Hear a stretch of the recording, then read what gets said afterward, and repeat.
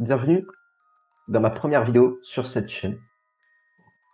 Et pour cette nouvelle vidéo, j'ai décidé de ne pas être seul et d'être accompagné. Qui est ici présent avec moi. Salutations.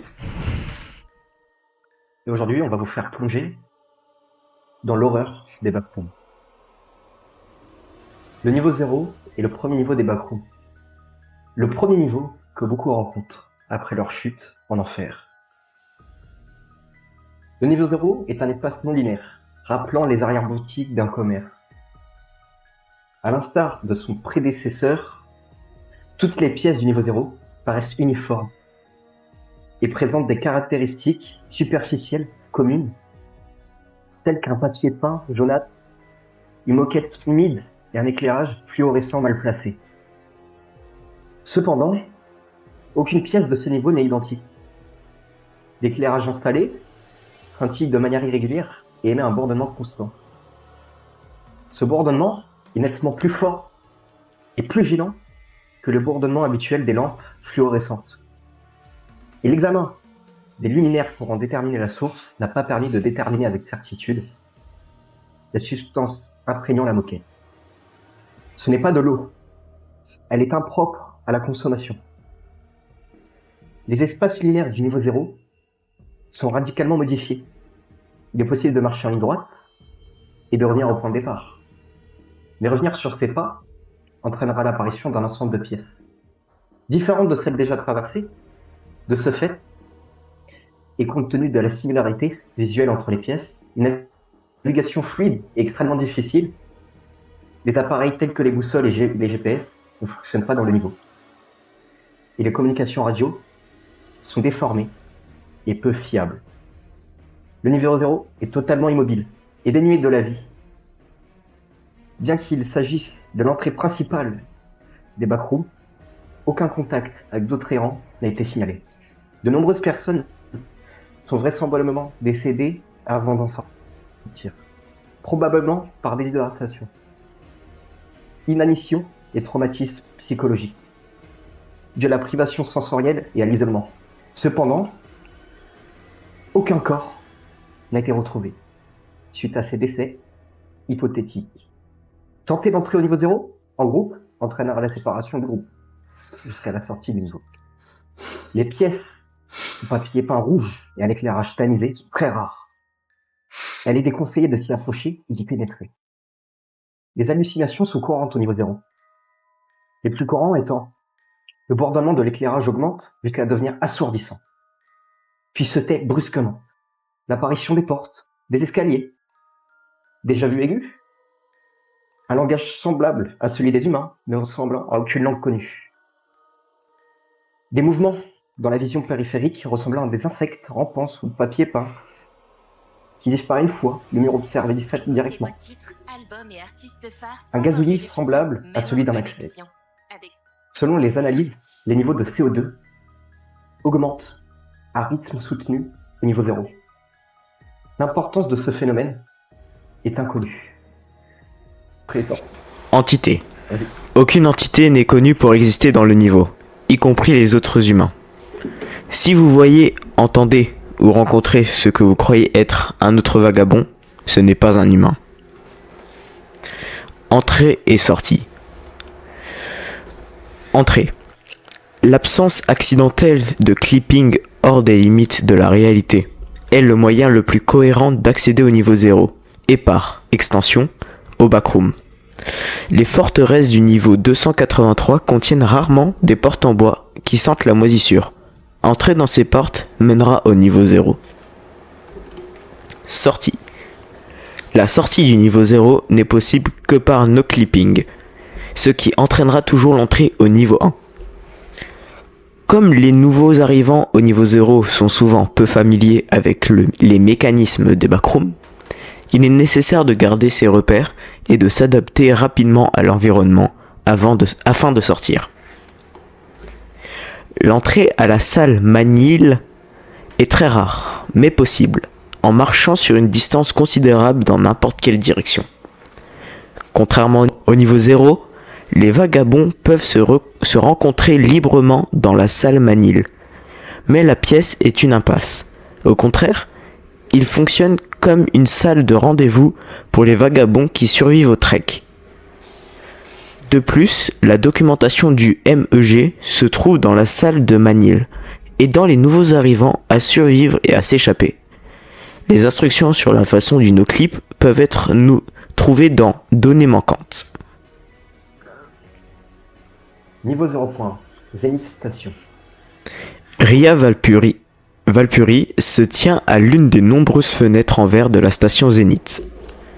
Regardant les étoiles lointaines, dans le coin supérieur droit de la fenêtre, elle peut juste distinguer l'étoile qu'elle appelle Sol.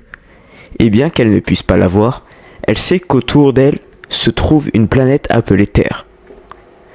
La planète où ses grands-parents sont nés, et la planète où les enfants de ses enfants pourraient un jour revenir. C'est-à-dire, tant que tout se passe aujourd'hui comme prévu. Elle regarde l'écran, vérifiant 2 et 3 fois les étalonnages pour s'assurer que tout va bien se passer. L'aboutissement de la décennie de travail, couplé à des siècles de théories scientifiques, a fait en sorte que tout ce qui peut être expliqué le sera. Des doutes affluent dans sa tête qu'elle ne peut pas écarter. Que se passe-t-il si quelque chose ne va pas ? Que se passe-t-il si quelque chose n'a pas été pris en considération ? Après tout, ce n'est pas comme les autres grandes réalisations humaines. Lorsque l'humanité a échappé pour la première fois à l'atmosphère, lorsque l'humanité a posé le pied pour la première fois sur la Lune, lorsque l'humanité a dépassé le système solaire pour la première fois, elle savait où elle allait. Ils pouvaient voir où ils atterrissaient. Mais ici, l'humanité va créer un point Einstein-Rosen, un trou de verre pour la première fois dans l'histoire. Et aucun calcul ne peut leur dire ce qu'ils trouveront à l'autre bout. Le compte à rebours retentit en arrière-plan, lui disant qu'elle sera témoin de quelque chose de grand dans quelques minutes seulement. Elle tourne son attention vers la vacuole centrale de la station où 1 milliard de particules accélèrent à l'intérieur des murs blancs qui pourraient encapsuler un petit pays. Leur trajectoire et vitesse cartographiées et recartographiées à la longueur de Planck, s'assurant qu'elles entreront en collision avec une précision impossible pour créer une réaction en chaîne de vibrations de cordes quantiques qui modifieront temporairement la courbure de l'espace dans lequel elles résident et ouvriront un trou de verre juste assez longtemps pour Ria et son équipe pour voir ce qu'il y a de l'autre côté avant qu'il ne s'effondre dans un espace plat comme si le trou n'avait jamais été là. Elle sent le tissu du t-shirt de la NASA sous sa blouse de laboratoire, un artefact qui lui a été transmis pour lui porter chance, commémorant l'organisation disparue depuis longtemps qui a agi comme le précurseur de l'endroit où elle est aujourd'hui. Elle envoie un message préécrit à la Terre, les informant que tout est en ordre, sachant très bien que si quelque chose devait mal tourner aujourd'hui, la lumière n'atteindra même pas leur télescope avant plusieurs années. Elle jette un coup d'œil autour d'elle, mais elle est la seule présente dans cette aile du bâtiment, toutes les autres tâches étant automatisées ou effectuées à distance depuis un autre endroit du terminal. Quelqu'un lui donne le feu vert, par le haut-parleur, et, avec un soin intense, elle enfonce son doigt dans le bouton, déclenchant la réaction en chaîne qui entrera dans l'histoire. Témoin 0 secondes. Les particules entrent en collision à des échelles non mesurables. Les gestionnaires déceptions cosmiques restés en sommeil se déclenchent pour la première fois depuis le Big Bang. La matière apparaît et disparaît de manière sporadique, tandis que les lois fondamentales de l'univers sont temporairement ignorées. Pour que la réalité comble un trou nouvellement formé, l'expansion de l'univers se fige pendant une picoseconde avant de reprendre son cours. Les cordes cosmiques forment des nœuds autour des quasars et s'effondrent sur elles-mêmes. À 1 million de kilomètres de là, une galaxie apparaît au bout d'une traînée d'énergie sombre qui mène partout et nulle part. La station Zénith disparaît de la réalité. La station Zénith est éloignée de la réalité. La station Zénith quitte la réalité qu'elle appelait autrefois son foyer et émerge dans quelque chose qui est complètement étranger. Quelque chose cloche. Ria Valpuri fixe la vacuole centrale du regard, attendant un spectacle impressionnant. Mais la vacuole reste immobile. Elle tourne son regard vers les capteurs sur l'écran, à sa gauche. Elle a enregistré un décalage dans la courbure de l'espace autour de la vacuole. Un décalage si important qu'il dépasse les capacités de mesure des capteurs. D'après l'écran devant elle, les mesures suggèrent la formation d'un trou de verre, avec une certitude de 9 sigma. Et pourtant, rien n'est visible à l'intérieur de la vacuole. Le trou de verre était-il simplement trop petit pour être visible à l'œil nu? On ne sait pas. Une alarme se déclenche et une voix automatisée, diffusée par haut-parleur, lui ordonne, ainsi qu'à tous les autres membres du poste, de rester calme. Quelque chose cloche. Ria quitte la pièce, ne croisant qu'un robot de nettoyage heptapédale qui récure comme si de rien n'était. Ria traverse le couloir d'un pas rapide, essayant d'atteindre une fenêtre extérieure au plus vite. Espérant dissiper la sensation lancinante qui lui prend les tripes, un pressentiment de ce qui pourrait se passer. Ria arrive à la fenêtre et contemple ce qui aurait dû être un abîme étoilé. En réalité, elle découvre une mégastructure gargantuesque, bien plus grande de tout ce qu'elle avait jamais vu. Un immense réseau de pièces faiblement éclairées entoure la vue extérieure de la station. Elle passe tristement son doigt sur l'endroit où Sol aurait pu être aperçu, confirmant que la pire série d'événements s'était produite. Le trou de verre n'était pas trop petit pour être visible. Il était trop grand, plus grand que la vacuole centrale, et même que la station elle-même. Le trou de verre était tellement plus grand que leurs calculs ne l'avaient imaginé. Qu'il avait englouti la station Zénith dans son intégralité et l'avait projeté quelque part ailleurs, sans retour. Description.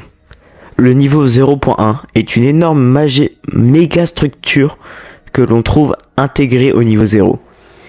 Bien qu'il soit suffisamment grand pour être considéré comme une sous-section, le niveau 0.1 est considéré comme étant entièrement contenu dans les limites de son niveau parent. Un détail notable à propos du seuil entre le niveau 0 et le niveau 0.1 est que vu de la sous-section, le niveau 0 semble être une série d'étages presque identiques empilés verticalement les uns sur les autres. Mais tenter de briser le plafond ou l'étage du niveau 0 depuis ailleurs dans le niveau ne mène pas à d'autres parties du même niveau. Le niveau 0.1 est principalement fait de métal et de verre et comporte plusieurs pièces et chambres différentes qui sont construites en utilisant un style d'architecture lisse, presque futuriste. Bien que la majorité de la structure montre des signes extrêmes de dommages avec des fils exposés et des appareils électroniques cassés trouvés dans de nombreuses parties de la sous-section. Bien que la sous-section soit loin d'être complètement cartographiée, une énorme section est vidée dans ce que l'on croit être le centre permet de se faire une bonne idée de la forme générale et de la structure du niveau dans son ensemble. On pense que la sous-section prend la forme d'une coquille sphérique extrêmement grande qui entoure la cavité susmentionnée. La coquille elle-même est extrêmement épaisse, ayant généralement la largeur de dizaines de pâtés de maison. À l'intérieur de la coquille se trouve une grande variété de pièces bien éclairées, avec des chambres, des cuisines, des gymnases et même des serres hydroponiques dans divers états de délabrement. De nombreuses pièces du niveau sont reliées par des portes coulissantes automatiques, dont certaines sont parfaitement fonctionnelles, malgré le délabrement qui les entoure. Il y a aussi de nombreux automates de différentes conceptions qui parcourent la sous-section. Les quelques personnes qui travaillent effectuent des tâches automatisées, telles que le nettoyage et la cuisine. Des aspects tels que la température et l'éclairage varient énormément dans la sous-section, en fonction de l'endommagement d'une section donnée. Une grande partie du niveau est relativement bien éclairée, avec des températures qui restent constamment autour de la température ambiante. Cependant, les parties les plus endommagées du niveau 0.1 peuvent souvent être laissées dans une obscurité presque totale, et certaines sections présentent un froid ou une chaleur extrême au point d'être insurvivables. On pense que cela est dû à un dysfonctionnement d'une sorte de système de contrôle interne de la température. Le niveau 0.1 conserve les mêmes qualités irrégulières que le niveau 0, notamment l'impossibilité d'entrer en contact avec d'autres vagabonds, le dysfonctionnement des appareils de navigation et de communication et les hallucinations visuelles ou auditives. Pour cette raison, le niveau 0.1 n'est pas considéré comme un endroit viable pour vivre ou établir un avant-poste, mais de nombreux matériaux trouvés dans la sous-section sont extrêmement précieux, et on pense que les membres du BNTG se rendent régulièrement au niveau 0.1 pour récolter ces matériaux. Cependant, cela n'est pas conseillé par le MEG en raison des dangers posés par le niveau 0 et de la difficulté à quitter le niveau. Entrée et sortie. Les vagabonds peuvent facilement passer du niveau 0 d'une section à l'autre. Cependant, compte tenu de l'immensité du niveau 0, il est extrêmement improbable de croiser le niveau 0.1. Dans les couloirs de son niveau parent, ceci dit, il a été suggéré que le BNTG pourrait avoir accès à une méthode encore secrète permettant de rencontrer le niveau 0.1 de manière fiable grâce à la présence importante de matériel de cette sous-section en sa possession. En plus de simplement revenir à son niveau parent, le niveau 0.1 peut également être quitté par no clipping aléatoire, conduisant généralement au niveau 1, de manière similaire au niveau 0. Après des heures et des heures à arpenter les couloirs jaunes et étranges, Ria s'effondre sur la moquette humide, l'odeur d'urine et le bourdonnement au plafond sont si monotones qu'elle a presque oublié ce qu'était le reste. Où était-il arrivé? Et où étaient ses collègues, ses amis? Elle se dit l'espace d'un instant qu'elle pourrait être en enfer. Ou d'autres, se demande-t-elle. Rencontrerait-elle une architecture sonore et distinctement humaine? Sur quel monde étranger trouverait-elle des kilomètres de tapis à poils longs et de papier peint à motifs? Mais pourquoi elle? Pourquoi était-elle seule, condamnée à errer dans cet endroit misérable? Était-ce une punition divine pour avoir volé trop près du soleil? Pour être allée là où l'homme n'était jamais censé aller auparavant? Seule dans les couloirs sans fin, Ria Valpuri commence à enfin pleurer. Niveau 0.2. Désordre remodelé. Description. Le niveau 0.2, sans toucher à quoi que ce soit dans le niveau, semble être une version remaniée ou remodelée du niveau 0. Le niveau semble d'abord avoir été complètement amélioré, y compris des tapis rouges secs, des murs blancs repeints, une connexion Wi-Fi et des prises de courant qui fonctionnent constamment, et une salle de bain occasionnelle.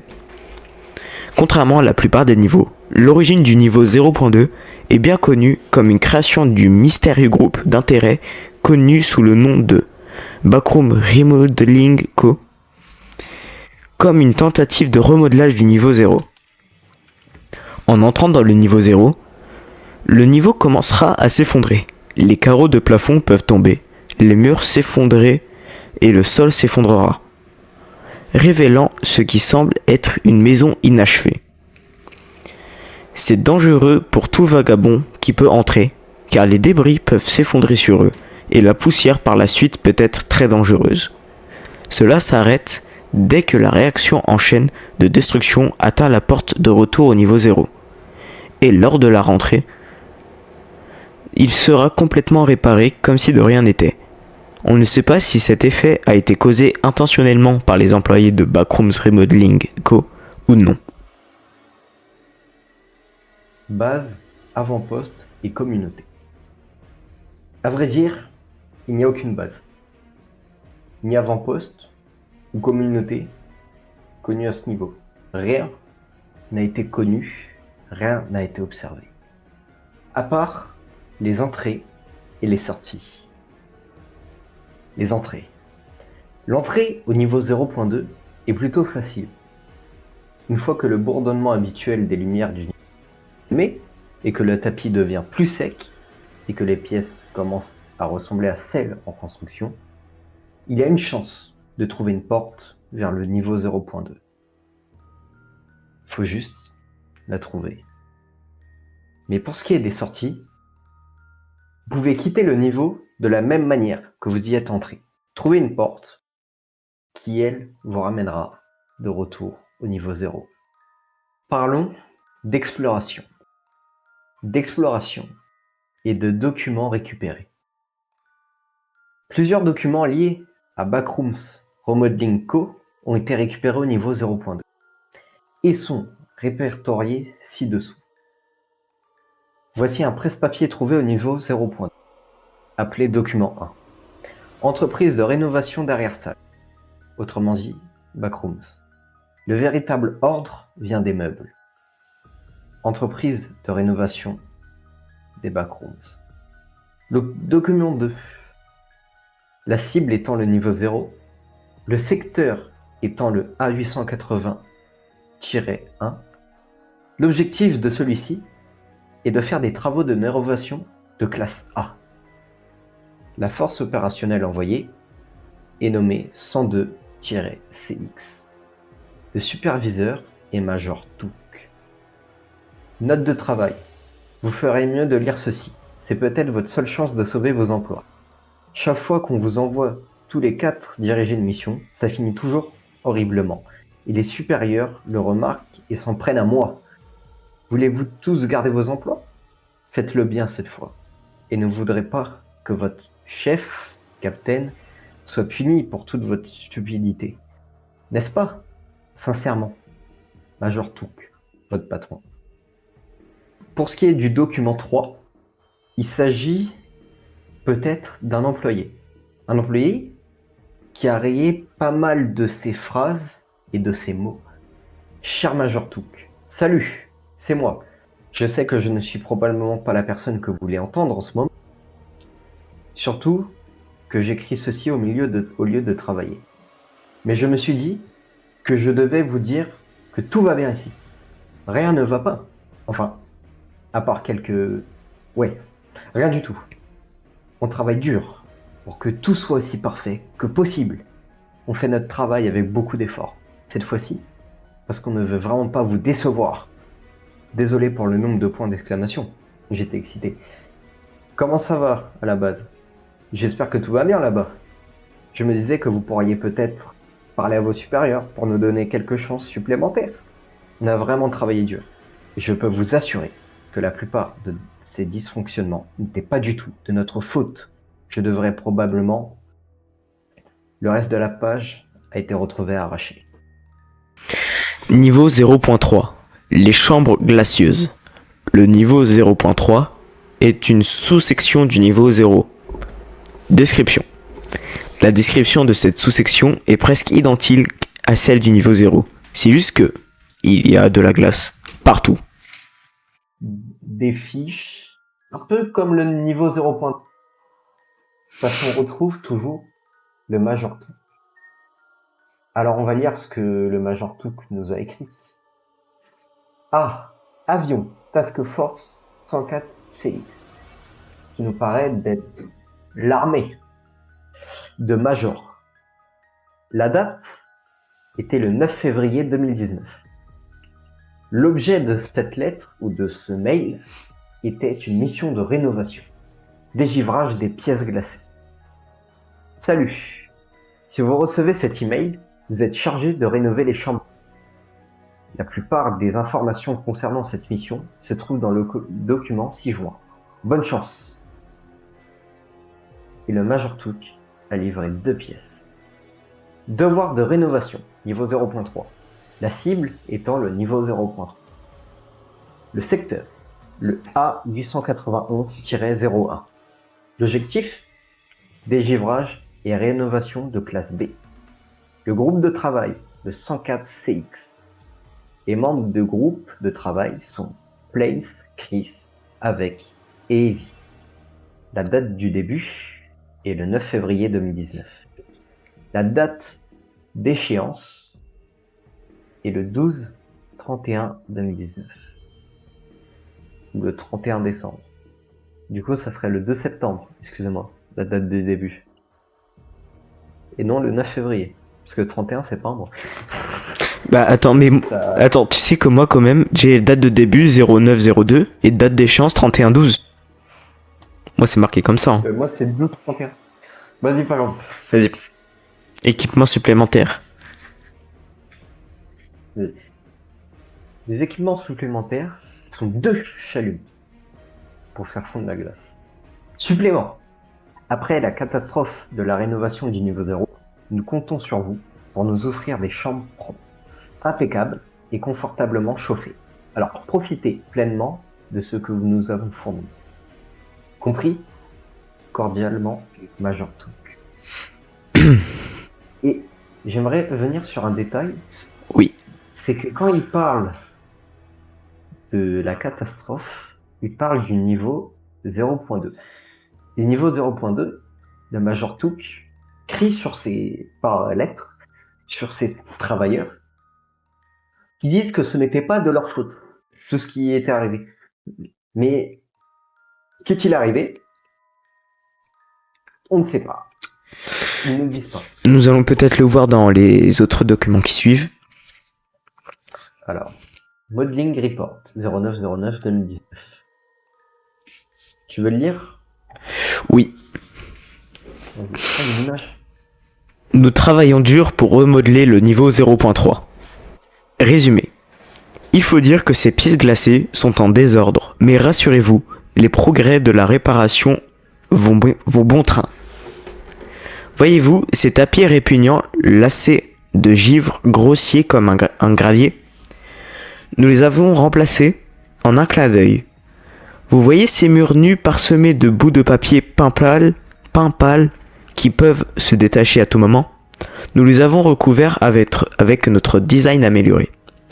Vous voyez ces gigantesques glaçons éparpillés un peu partout, dans des pièces si petites en comparaison qu'elles les contiennent à peine dans leur mince marge?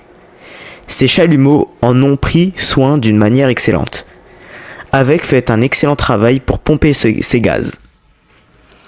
Quel gâchis! Qui savait que les murs pouvaient aussi avoir des engelures? Mayol, 10-29-2019. A Major, de Avion. Force opérationnelle 104 CX. La date est du 29 octobre 2019. L'objet est mission de rénovation, dégivrage, des pièces glacées. On peut avoir du renfort. Il y a beaucoup plus de glace qu'on ne le pensait au départ. Merci. Plains Task Force 104 CX. Avion. Groupe de travail 104 CX de Major. Le 29 octobre 2019. Mission de rénovation, dégivrage des pièces glacées. J'envoie immédiatement de la force opérationnelle 105 CX. Modeling Report 11-01-2019. Les travaux se déroulent à merveille. On a terminé tous les murs, les papiers peints et les moquettes. Je crois. On a remplacé les vieilles moquettes par cette moquette en laine plus douce et confortable. On a ciré les murs, on s'est débarrassé de ces papiers peints crasseux et on a posé un papier peint objectivement plus esthétique. On s'occupe juste des petits détails. Malheureusement, on ne peut plus utiliser notre chalumeau. Mais on devrait pouvoir fournir ça très bientôt, à 4 ou 6. S'il y a un problème, ce sont les bouches d'aération. Elles dégagent sans arrêt une buée glacée qui a tendance à tout gâcher. On a essayé de les bloquer, mais ça n'a pas marché. Bon, je suis sûr que ça sera réglé bien assez tôt. Nous allons également réorganiser ces choses obsolètes et tenaces. Espérons-le. À Major Pris de Avion, Task Force 104 CX. Le 30 novembre 2019. Sujet, dégivrage. Besoin de renfort. Cela fait 1 mois, alors pouvons-nous avoir plus de travailleurs s'il vous plaît? Merci. Avion Task Force 104 CX.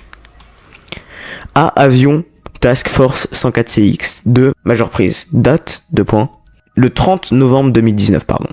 Objet, dégivrage, besoin de renfort.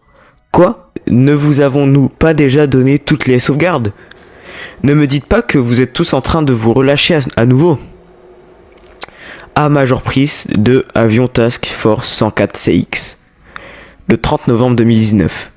Au sujet, heureux dégivrage, besoin de sauvegarde. Non, bien sûr que non. Il et nous ne travaillons que sur les évents à cause de la brume parce que nous voulons que ce soit parfait. Oui, totalement. A Avion Task Force 104 CX de Major Prise. Encore une fois, le 30 novembre 2019.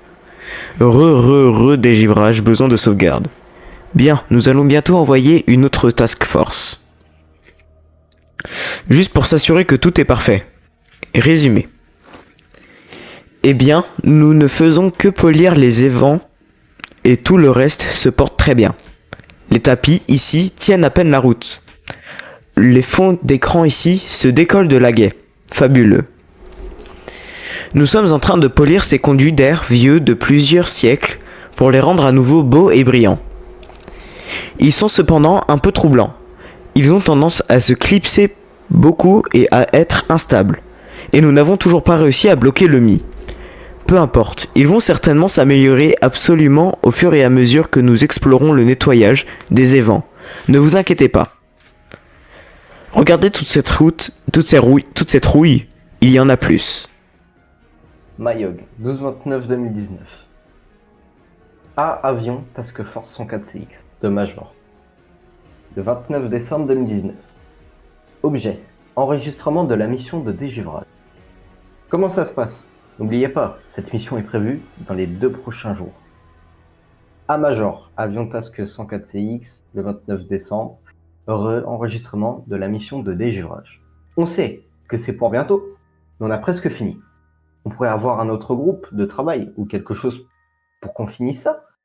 Pourrait-on être parfait, s'il vous plaît? A Avion Task Force 104 CX de Major, 29 décembre 2019. Enregistrement de la mission de dégivrage. En attendant, vous pouvez avoir la force opérationnelle. Traitez-les bien. Remodeling Report, 31 décembre 2019. Les chambres récemment rénovées. Description. Je pense que nous avons rénové avec le niveau 0.3. Nous avons remplacé les tapis, remplacé les papiers peints. Je suppose que nous avons amélioré les aérations. Je veux dire, nous nous sommes également débarrassés des glaçons. Peut-être. Et je suppose que nous avons terminé les chambres. Mayog 0101 2020. A Avion Task Force 104 CX de Major. Le 1er janvier 2020. Je suis arrivé à l'emplacement rénové, niveau 0.3. Où es-tu? Mieux encore, qu'est-il arrivé aux forces opérationnelles 105 CX, 107 CX et 108 CX?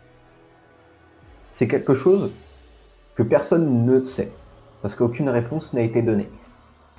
La salle Manil. La salle Manil est une petite pièce que l'on trouve rarement au niveau 0 et qui sert souvent de point sur où les vagabonds se rencontrent lorsqu'ils voyagent dans le niveau. Description. La salle Manil est une pièce carrée isolée aux murs épais au niveau 0, nommée d'après la couleur beige unique de son papier peint. Il a un mobilier minimal qui varie légèrement d'une apparence à l'autre, généralement pas plus qu'une table et une chaise ainsi que 1 à 4 entrées. La salle Manil est couramment utilisée comme point de rencontre pour les vagabonds, car malgré la nature changeante et isolante du niveau 0, la salle Manil apparaîtra toujours au même endroit pour tout le monde lorsqu'elle est découverte, et n'a pas le même effet que le niveau 0 qui empêche les vagabonds de se rencontrer. Cela conduit les vagabonds à sembler disparaître à l'existence dès l'entrée. Il faut veiller à éviter d'entrer par la même entrée au même moment. Anomalie. L'éclairage de la salle Manil est presque identique à celui du niveau 0 et produit le même bruit irritant. La luminosité de ces lumières, cependant, varie considérablement et est connue pour fluctuer au fil du temps, provoquant des périodes occasionnelles d'obscurité totale. Les entités standards n'ont jamais été observées dans la salle Manil. Cependant, des bruits de cognement et de claquements ont été signalés provenant de l'intérieur des murs, ce qui a emmené certains à croire qu'une ou plusieurs entités pourraient être présentes à l'intérieur. Ces bruits seraient plus forts pendant les périodes où les lumières sont éteintes. Documentation. La salle Manil est utilisée pour stocker la documentation MEG, qui explique les coulisses et fournit des informations essentielles aux nouveaux vagabonds, dont environ 36% ont déclaré que la documentation avait été essentielle pour échapper au niveau 0. Tous les documents sont rangés dans les dossiers estampillés de l'insigne MEG et placés sur la table s'ils sont présents. Bien que ces documents disparaissent parfois avec les changements normaux apportés à la pièce, nécessitant qu'ils soient remplacés lorsqu'ils sont portés disparus. Les documents stockés ici couvrent une variété de sujets, notamment le no-clipping, un guide de terrain sur les entités les plus courantes, et les plus grandes et en guide sur les niveaux importants.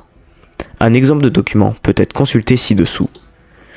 Voici l'exemple du document. Chambre rouge. Classe de difficulté de survie 3. Environnement 5 sur 5, dead zone. Sortie 5 sur 5, impasse. Entité 0 sur 5. Aucune entité hostile. Tout simplement, les chambres rouges présentent de grandes similitudes avec leur niveau par an. Bien que certaines différences clés les distinguent, l'espace est baigné d'une teinte rouge profonde. Du papier peint cramoisi à l'éclairage de chambre noire, la moquette, rugueuse et collante, contraste avec la moquette humide et glissante du niveau 0, et abrite des colonies de champignons et de moisissures noires dans les recoins sombres.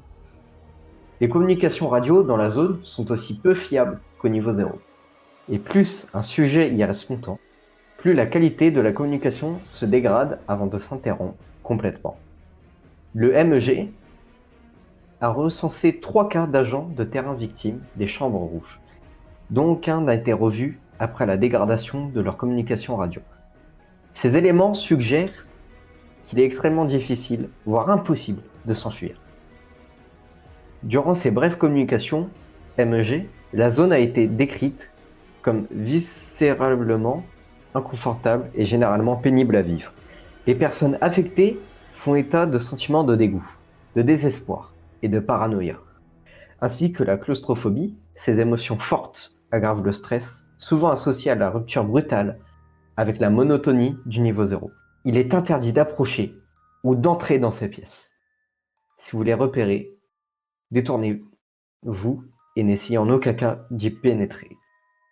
Base, communauté et avant-poste. Encore une fois, aucune base, ni communauté, ni avant-poste n'est connue dans les Red Rooms. Entrée et sortie. Entrée. On ne peut accéder aux salles rouges que par le niveau 0. Aucun autre niveau. De manière totalement aléatoire, après avoir tourné à un angle. Aucune méthode permettant de déterminer le niveau où elles apparaîtront n'a encore été trouvée. Sortie. Une fois entré dans les Red Rooms, il n'y a probablement aucune possibilité de sortir. Rouge. Elle soupira et se laissa glisser à genoux contre les murs rouges. Assise, elle était épuisée, après avoir essayé toutes les méthodes possibles pour sortir de ce cauchemar digne d'une chambre noire. Que lui restait-il à tenter ? Elle était entrée dans cet endroit 1 heure auparavant. Elle avait recommencé à marcher au niveau 0, une destination habituelle pour elle. C'était un endroit où, par nature, personne ne pouvait la déranger. Un endroit où le bourdonnement des lumières apaisait son esprit agité. Le silence l'assourdissait. Mais ce bruit uniforme était apaisant. Malheureusement, il lui suffisait d'un mauvais détour pour se trouver privé de ce confort. C'était comme si la peau jaune de cet endroit s'était détachée, révélant un fond rouge. Tout était éteint, sinistre. Les bourdonnements des lumières étaient différents. Il lui faisait saigner les oreilles, comme un klaxon. Elle recula en titubant, mais heurta un mur. L'endroit par où elle était entrée était scellé par un mur qui semblait avoir toujours existé. Les murs étaient froids et humides au toucher.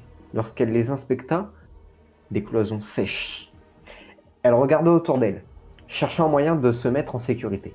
La moquette, qui sentait vaguement le cuivre, était collante. Cet endroit lui inspirait un malaise viscéral qui l'envahissait et ralentissait sa progression. Elle n'avait pas de papier pour cartographier les lieux. Elle dut donc en garder une trace mentale. Elle tourna quelques fois et se retrouva dans une impasse. Puis une autre, et une autre encore. Cet endroit était linéaire, et il était petit. Des trous étaient disséminés un peu partout, menant tous à d'autres pièces. Des dégâts de ce genre, et bien d'autres, étaient monnaie courante pour elle lors de ses déplacements. Les déchirures dans la moquette et les lumières arrachées étaient monnaie courante. Elle imaginait des gens ici, avant elle, tentant de se faufiler ou de trouver un tunnel. Elle les plaignait, mais son propre désespoir commençait à s'installer. Un élément de décoration remarquable était un chien inscrit sur l'un des murs, près du début, affichant actuellement le nombre 74. Cela la troublait, car il semblait gravé avec soin. Elle savait sans aucun doute que cela représentait. Et cela la bouleversera. C'était cela, c'était ainsi qu'elle mourrait.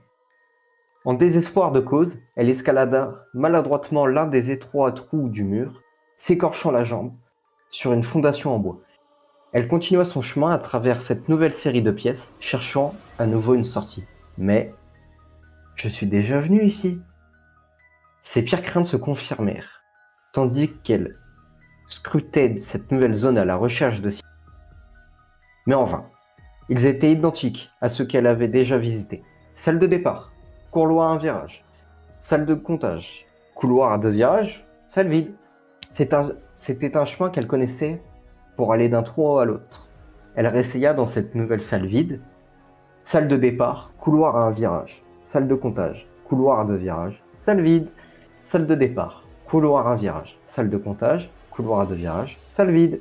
Salle de départ, couloir à un virage. Salle de comptage, couloir à 2 virages, salle vide. Salle de départ, couloir... Pareil. Elle soupira et s'agenouilla contre les murs rouges. Assise, elle était épuisée. Elle aura passé 75 jours à chercher une sortie. Le tourment. Vous êtes à la recherche de connaissances, je présume. Vous voulez du sens. Vous voulez connaître les tenants et aboutissants de cette réalité anormale. Je comprends que vous, les humains, êtes curieux.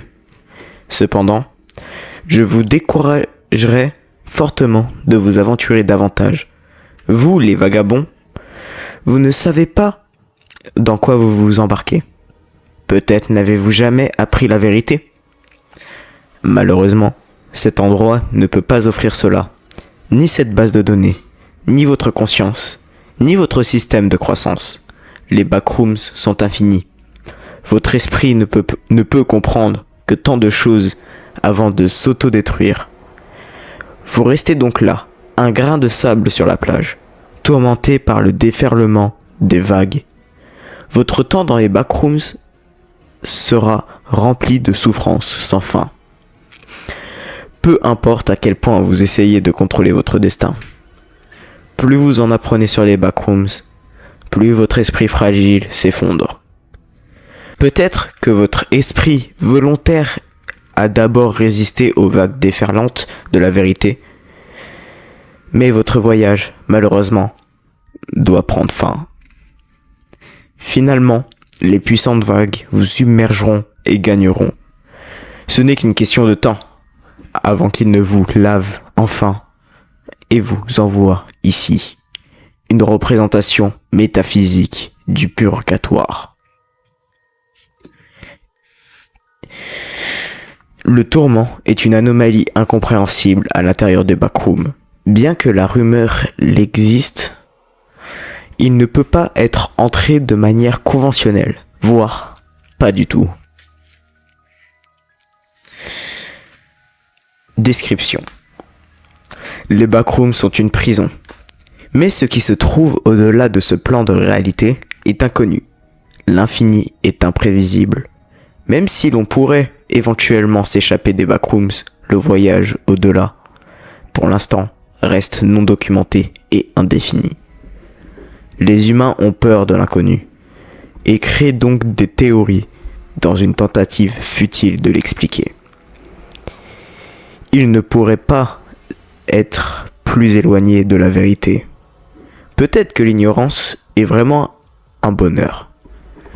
Parce qu'une fois que la vérité sera connue, elle ne sera pas oubliée. Cela les hantera. Cette révélation est à la base du tourment. Un nouveau monde qui, selon 5 témoins, est apparu au niveau 0, sans avertissement pendant plusieurs heures avant de disparaître. Des témoins ont décrit la zone comme étant de couleur grise, avec un fort sentiment d'effroi enveloppant quiconque osait s'en approcher. L'anomalie se compose de plusieurs tombes, disposées en cercle parfait, toutes entourant une statue de pierre détériorée d'un homme inconnu encapuchonné au centre.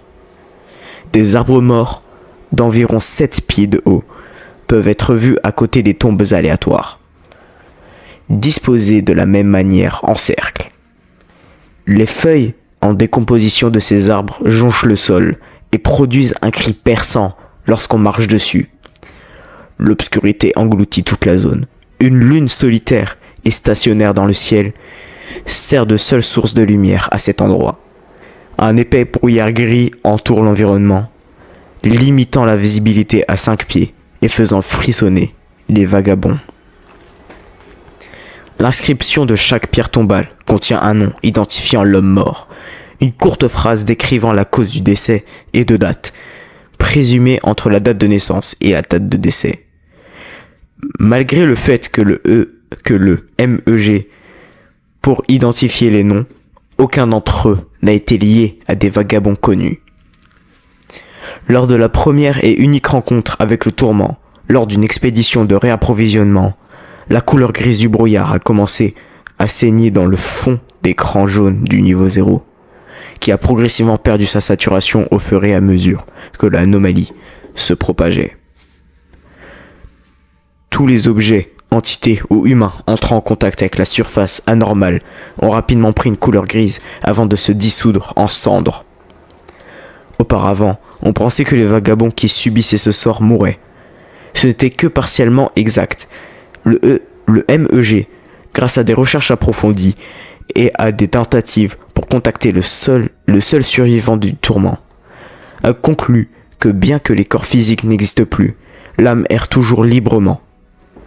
Malgré les tentatives, malheureusement, les tentatives de communication avec ces âmes ont échoué. Cependant, des chercheurs ont créé un dispositif EVP capable de collecter et d'interpréter les signaux émis par les âmes. Selon les chercheurs du MEG, ces âmes perdues n'ont nulle part où aller. Ils sont destinés à errer dans The Tourment et ces innombrables tombes, forcés de revivre leurs pires souvenirs, qui vont du chagrin d'amour aux expériences de mort imminentes. Des témoins ont entendu des cris, des pleurs et des chuchotements étouffés d'âmes suppliant que leur torture cesse. Cependant, ces messages semblent tourner en boucle. Chaque itération répète les mêmes messages avec le même ton de livraison. Il n'existe actuellement aucune procédure pour ramener ces âmes dans leur corps physique. Selon le MEG, ces âmes implorent constamment la miséricorde, toutes se plaignant qu'un être bienveillant envahit leur esprit. Malgré leur état tourmenté, ces âmes sont encore capables de pensées rationnelles. Cependant, étant des coquilles vides de leur moi humain passé, aucune âme n'a réussi à se souvenir de sa propre identité ou apparence avant la mort. Comment ces âmes continuent d'exister reste un mystère. Entrée et sortie. Entrée. Il n'y a pas de méthode confirmée. Il n'y a pas de méthode d'entrée confirmée. Bien que les vagabonds du niveau 0 aient pu interagir avec l'extérieur du niveau pendant une brève période de temps, toute façon proposée d'entrer dans The Tourment maintenant n'est que pure spéculation. Sortie. Aucune sortie. n'a été encore trouvé. Documents supplémentaires. Addendum 1. Note. Après une écoute approfondie, le VP a rassemblé ces 3 codes audio en boucle des âmes. Le MEG a séparé les codes en phrases et les a classés par volume, du plus fort au plus doux. Sur ce, c'est la fin de ce premier Diggs. Enfin, pas de ce premier, mais du vol 1. En tout cas, ça m'a fait plaisir d'être avec un. Puis nous, on se retrouvera pour le vol 2. Puis je vous dis À très à la vite. prochaine dans les backrooms.